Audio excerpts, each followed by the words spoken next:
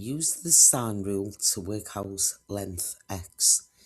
So if we just recall the sine rule, so we've got a over sine a is equal to b over sine b.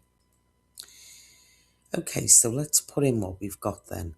So we can see that we've got x is facing the angle of 35.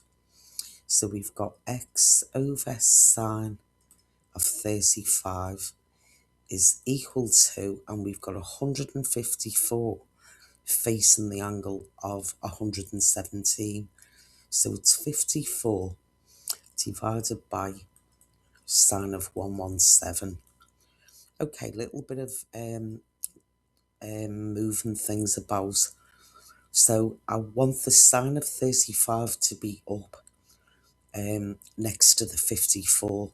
So what I'm going to do is I'm going to times through by sine 35, which will give me x is equal to 54 times by the sine of 35, all divided by sine of 117.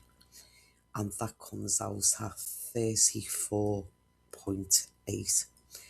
So x is equal to 34.8 centimetres.